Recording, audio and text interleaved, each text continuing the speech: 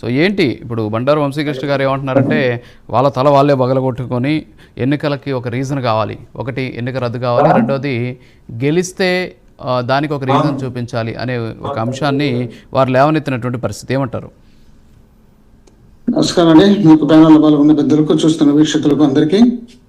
ఇప్పుడు చేతగానోళ్ళు మధ్యలో ఓడన్నట్టు ఒక సామెత ఉంది. ఇల్లు చేత కాకపోవడం వల్ల మధ్యలో ఓడదామనే ఉద్దేశంలో భాగంగా జగన్మోహన్ రెడ్డి గారి మీద నిందలేయడానికి ప్రయత్నం చేస్తున్నారు. కరెక్టే కదా. మరి వీళ్ళు చెప్పినట్టు జగన్మోహన్ రెడ్డి గారి మనుషులను జగన్మోహన్ రెడ్డి గారి కొడుతుంటే, జగన్మోహన్ రెడ్డి గారి బాబాయిని జగన్మోహన్ రెడ్డి గారి చంపిస్తుంటే మరి ఏం గాడిదలు కాస్తున్నారా? కేంద్రంలో రాష్ట్రంలో 2 సార్లు అధికారంలో ఉన్నారు, గాడిదలేం కాలేదు కదా. వీళ్ళు చేసేది పరిపాలన కదా. పరిపాలన చేసి తీసుకొచ్చి లోపల ఏమనండి.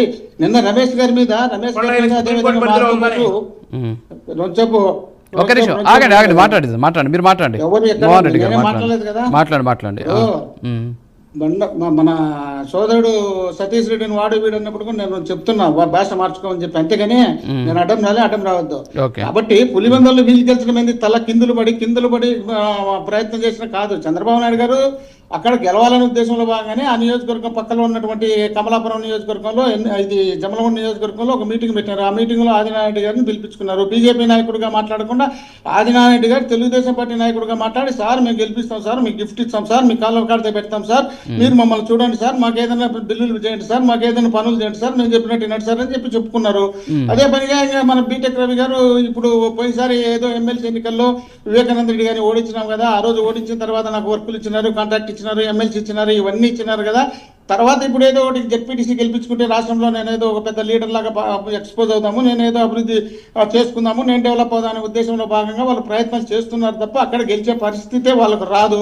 రెండోది, ఇప్పుడు మేము కొట్టడం ఏంది? సైదాపురం చంటి అని ఒక కాంట్రాక్టర్ ఆ పెళ్లికి పోయినారు. అక్కడ పులివెందులలో తెలుగుదేశం పార్టీ ఆఫీస్ పక్కలో కళ్యాణ మంటపం ఉంది. ఆ కళ్యాణ మంటపానికి పెళ్లికి పోతే, ఆ పెళ్లికి పోయినప్పుడు దాదాపు ఆయనతో పాటు 30 మంది పోతే 30 మంది మీద ఒక ఇండిపెండెంట్ క్యాండిడేట్ గా పోటీ చేసినటువంటి రమేష్ అని అనుకుంటున్నారు. ఆయన ఇండిపెండెంట్ గా క్యాండిడేట్ పోటీ చేసినారు. ఆ క్యాండిడేట్ ను ఈయన కాంట్రాక్టర్ పెట్టించినాడు. ఆ క్యాండిడేట్ విత్డ్రా చేసుకోమని చెప్పి వీళ్ళు ఒత్తిడి చేస్తున్నారు. ఆ ఒత్తిడికి వినకపోతే వీళ్ళు దాడులు చేస్తున్నారు. దాదాపు 30-40 మందిని క్యాండిడేట్లను పెట్టుకొని బీటెక్ రవి రౌడీజం చేస్తున్నారు. రోజు ఒకరిని టార్గెట్ పెట్టి, ఈ రోజు వీళ్ళని కొడితే రేపు ఇంకోని కొట్టాలమ్మన్నాడు, ఇంకోని కొట్టాలా, ఈ ప్లాన్ మీద చేసుకుంటూ పోతూ దౌర్జన్యాలు చేసుకుంటూ పోతున్నారు. ఈ దౌర్జన్యం వల్ల భయపడతారు, భయపడిన తర్వాత మనం ఓడిపోతాం అనే ఉద్దేశంలో భాగంగా వాళ్ళు ప్లాన్ ఇస్తున్నారు.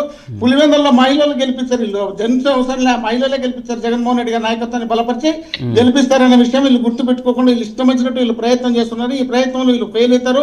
అక్కడ ఒక బీసీ సామాజిక వర్గానికి చెందినటువంటి ఎమ్మెల్సీ రమేష్ యాదవ్ రాష్ట్ర బీసీసీఎల్ అధ్యక్షుడు. సామాజిక వర్గాలు వద్దులేండి, మీ పార్టీ నాయకుడు అంతే. సామాజిక వర్గాలు వద్దులేండి కానీ మీ పార్టీ నాయకుడు వైఎస్ఆర్ కాంగ్రెస్ పార్టీకి సంబంధించిన ఒక ఎమ్మెల్సీ మీద దాడి నాకు బాధ కాదు సార్.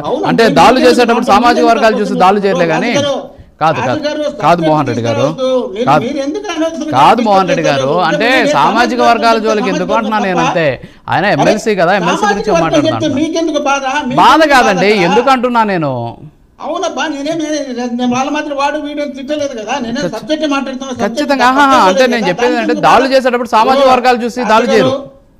మాట్లాడేటప్పుడు డైవర్ట్ చేయడానికి ప్రయత్నం. నేనే డైవర్ట్ చేయలేదు. వాళ్ళు ముగ్గురు ఉన్నారు కదా, వాళ్ళకి నేను ఆన్సర్ చెప్పాలి కదా. లేదండి, నేనే డైవర్ట్ చేయలేదు. మాట్లాడండి. ఇప్పుడు అక్కడ వాళ్ళు గెలవాలనే ప్రయత్నం వాళ్ళు చేస్తున్నారు తప్ప అక్కడ గెలిచే పరిస్థితి రాదు. వాళ్ళు ఏదో చెప్తున్నారు, మేము దౌర్జన్యాలు చేసినాం, వాళ్ళని కొట్టాం, వీళ్ళని కొట్టాం అని. సతీష్ రెడ్డి గారు 99 నుండి 2019 వరకు పోటీ చేసినాడు. సతీష్ రెడ్డి గారు పోటీ చేసినప్పుడు ఆయనే స్వయంగా చెప్పినారు, 2019లో నా జగన్మోహన్ రెడ్డి గారు అనుకొని ఉంటే నాకు డిపాజిట్లు కూడా రావాలి. ఒక డిబేట్ లో ఎవరు వంగల్పూడి అనిత గారు మాట్లాడుతున్నప్పుడు ఆయన అనింది అక్కడ దౌర్జన్యం చేసినారు పులివెందులో దౌర్జన్యం చేసి గెలిచినారని చెప్తే అప్పుడు సతీష్ రెడ్డి గారిని ఆ డిబేట్ నడుపుతున్నటువంటి వ్యక్తి లైన్ లెగ్ తీసుకుంటే అతను స్వయంగా చెప్పినాడు, ఏమని జగన్మోహన్ రెడ్డి అనుకుంటే నాకు డిపాజిట్లు కూడా రావు, ఆయన ఎక్కడే కానీ రిగ్గింగ్ చేయలేదని ఆయన చెప్పడం జరిగింది.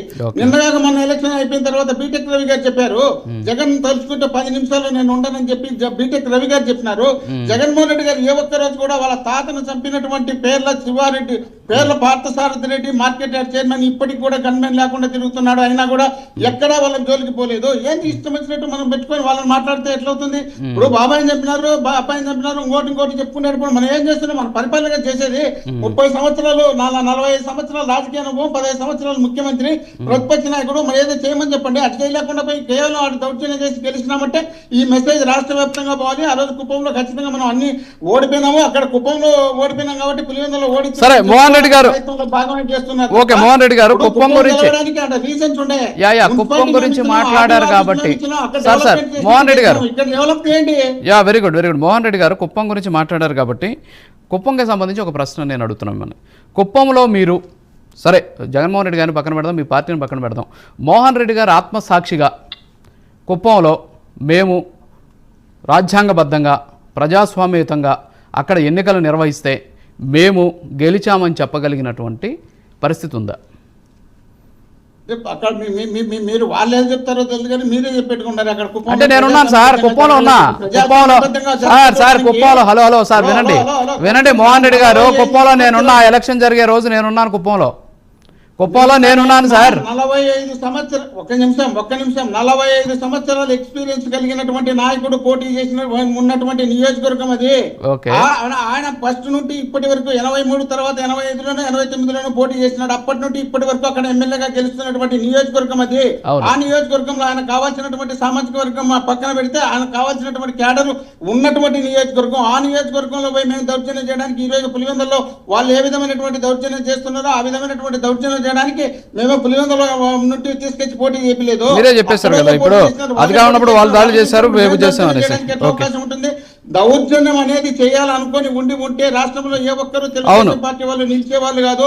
జగన్మోహన్ రెడ్డి గారికి ఆ ఉద్దేశమే లేదు. ఆ ఉద్దేశం లేదు కాబట్టి స్వయంగా తండ్రి నాన్నను చంపినటువంటి వ్యక్తులు ఎదురుగా కనిపిస్తున్నా కూడా ఏ ఒక్క రోజు కూడా వాళ్ళని పల్లెత్తు మాట కూడా మాట్లాడే సందర్భం లేదు. వాళ్ళు టీవీ డిబేట్లలో రాజారెడ్డి గారిని నేనే చంపినాను అని చెప్పినటువంటి సందర్భం అనేక సార్లు విన్నది మనం చూస్తున్నాం. మరి అలాంటి వ్యక్తిని తండ్రి నా తాతను రాజారెడ్డి రాజ్యాంగం ఇష్టం వచ్చినట్టు రాసుకుంటే వీళ్ళు ఆ తాతను చెప్పినటువంటి వ్యక్తుల్ని కళ్ళ ముందర కనపడుతుంటే ఊరుకున్నారంటే ఎట్లా చేస్తారు? సరే దాని గురించి ఏం చేస్తారు చూద్దాం. కానీ సరే ఇప్పుడు మీరు పేర్ల పార్థసారథి రెడ్డి గారి గురించి పాపం ఏం చేయలేదు అనేటువంటి ఆవేదన ఉంటుంది. ఒక్క నిమిషం సార్, మస్తానరావు గారు ఒక నిమిషం సార్, వినండి సార్. అయ్యో నాకేముండదు, వినండి సార్ ప్లీజ్ నాకు ఎందుకుంటే సార్ ఆవేదన, నాకేమవసరం. వాస్తవాలు నా డిబేట్లో అబద్ధాలు ఉండకూడదు అనేది నా ఆలోచన. అంటే ఈ మార్నింగ్ జరిగేటటువంటి డిబేట్ లో నిజాలు మాట్లాడుకోవాలి అనేది నా వర్షన్ అంతే. కాదు మోహన్ రెడ్డి గారు అంటే ఏంటి కళ్ళ ముందు కనిపిస్తున్నాం అంటే ఏంటి, ఏం చేయలేదనే ఏంటి అసలు మీరు అడిగి నాకు అర్థం కావట్లేదు. కళ్ళ ముందర కనిపిస్తుంటే ఏమి చేయము చేయలేదు. అరే మీకు సార్ ఒకటి చెప్తానంటారా, ఇప్పుడు అలా తోకుంటూ పోతే చాలా విషయాలు మనం తోకోవాలా, అవసరం లేదు. పేర్ల పార్థసారథి రెడ్డి గారు పులివెందుల నియోజకవర్గానికి సంబంధించి రాజారెడ్డి అనే వ్యక్తి ఒక పవర్ఫుల్ వ్యక్తి. రాజారెడ్డి అనే వ్యక్తి ఒక ముఖ్యమంత్రి మనవడు ముఖ్యమంత్రి. అలాంటి వ్యక్తిని చంపినటువంటి వ్యక్తులు కళ్ళ ముందర కనిపిస్తుంటే ఏమలేదంటే అంతకన్నా ఇంపార్టెంట్ చట్టం సార్. అంటే చంపేస్తారంటే చంపేస్తారా కాదు అంటే చట్టం ఉండదా? అంటే ఇప్పుడు పేర్ల పార్థసారథి రెడ్డి శిక్ష అనుభవించి రాలేదా? పేర్ల పార్థసారథిని వదిలేశారా? అంటే మీరు అనేది ఏంటి అంటే మా తాతను చంపారు కాబట్టి మేము చంపలేదు కాబట్టి. వినండి సార్, మా తాతను చంపిన వాళ్ళని మేము చంపలేదు కాబట్టి మేము నిజాయితీ కలిగిన రాజకీయాలు చేస్తున్నాం, మేము దౌర్జన్యాలు చేయట్లేదు అంటారా మీరు? ఏంటి అసలు మీ వర్షం నాకు అర్థం కావట్లా. అంటే మా తాతను చంపినటువంటి వాళ్ళు కళ్ళ ముందు మాకు కనిపిస్తూ ఉంటే మేము చంపలేదు కాబట్టి మేము చాలా ఏంటి అసలు కనీసం మాకు ఎలాంటి టెన్షన్ లేకుండా మేము చాలా ప్రశాంతంగా ఉన్నామని ఎలా చెప్తారు మీరు? అది వేరు ఇది వేరు సబ్జెక్ట్ సార్. ఎలక్షన్ కుప్పంలో సార్ కరెక్టే 50 జడ్పీటీసీలు ఉంటే పులివెందు సార్ కడప జిల్లాలో 50 జడ్పీటీసీలు ఉంటే 38 జడ్పీటీసీలు ఎలా ఏకగ్రీవం అయ్యో చెప్పగలరా మీరు? నేను మాట్లాడే కాదు, నేను అడుగుతుంటే మీరు మాట్లాడుతూ ఒక నిమిషం ఆగండి సార్, ఆగండి ప్లీజ్. చెప్పినటువంటి వ్యక్తులు కళ్ళ ముందర ఉన్నా మేము పట్టించుకోలేదంటే అంతకన్నా మాకు ఇంపార్టెంట్ వేరే ఉంటుంది అంటున్నాం. అదే ఓకే అర్థమైంది. నిన్న దాడులు జరిగిన అంతే చట్టపరంగానే పోవాలి సార్, అధికారంలో లేం కదా చట్టపరంగా నిన్న దాడులు చేసిన మా క్యాండిడేట్ కొట్టినా కూడా మేము పోయి అడపై డిఎస్పీ గారిని చెప్తే డిఎస్పీ గారు ఒక తెలుగుదేశం కార్యకర్తలాగా ఆన్సర్ ఇచ్చే చాలా మందిని చూసా. ఉండండి, టైం అవుతుంది నాకు. ఉండండి సార్, ఉండండి ప్లీజ్ ఆగండి. ఓకే అర్థమైంది, ఆగండి. మీ వర్షం నాకు అర్థమైంది, ఆగండి సార్.